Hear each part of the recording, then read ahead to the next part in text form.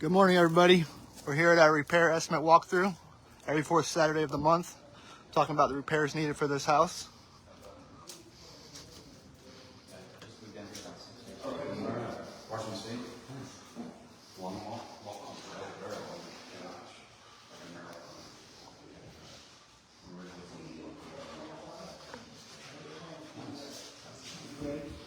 Yes, That's great tubing. You got a $38,000 to a $4,000 bill. To repipe the house. You don't want to miss that. Right? 4,000? As much as 4,000. You can get it done for as little as 3,000. It depends on what they call drops. Dang, they're 15 on the plane before. it's crazy how much it's gone up over the years too. Yeah, we had one that cast iron. That's what's obviously a really long ranch. And it was really spread out. You're going to charge you more. But generally, we get these houses done. And of course, when we have high ceilings like this, that could create a problem getting to the, let's take a look at that, and get to the sink, the kitchen sink. Because there's no wall coming straight down, how do you get to it? That's right here. So that creates a problem. The way you're going to do that is going to come down from that wall over there, right? And either run on top of the wall, right? We know you can see the pipe, or open up this here, come all the way around to get to this. Because there's no other way, because that wall goes up to the ceiling. So how are you going to get to the plumbing for this, right? So then you have to change it. So that's a real important thing, because the last thing you want to do is in some houses are built that way with the back-to-back showers, and you just put gorgeous tile all over it. Now you've got to pick which tile you're going to destroy to get to the back of the shower bottom. So we look for the majors first. Right? I told you environmental things and majors. The roof, the windows, the AC, we checked all that outside. Then we look for the electric. Electric is fine, it looks like somebody upgraded it. And then the last thing I checked for is plumbing now. I grew up as a third generation in plumbing, so I'm always a little bit more interested in plumbing. Then I look at that, but you guys are going to be flippers, you need to know that for sure. That's a major, that it has polybutylene plumbing.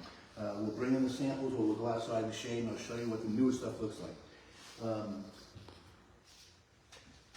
As far as the electric is concerned, you definitely want to make sure that you catch that as well.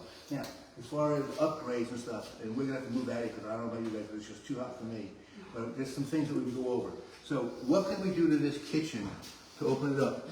Normally we don't want to lose cabinetry, but it might be more, would it be more beneficial, because it is open here, but would it be any nicer to take this wall down and have the whole, Absolutely. have it kind of open, so as soon as you come in that front door, it's more of an open floor plan, right? You can see that. You can get rid of all this, you could change, you could even change,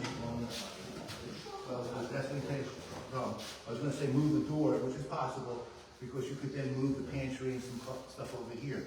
And as far as when you do it again, this is old-fashioned, when they do the bar, right? So today they're doing it at the same height. And the same height when you have a party, and it's granite, or if it's not, well, this would be an iron. Why only, it's always going to be one height. But so it's a little bit nicer when you come out at the same height, because then it's just when you have a piece of granite there or quartz, it's going to look like a nice piece. And for hors d'oeuvres, and you have a party, some more area to put things out on. So that's something you could do. Cabinets in here, you could go with, these are standard 30-inch cabinets from top to bottom. It's always standard, there's 18 inches clearance in here. Whatever you do with kitchen, I recommend that, listen, the kitchen, everybody agrees, the most important room in the house. It's what sells the house. We spend the most time right here, the family room in the kitchen. You spend the money here. Do not skimp.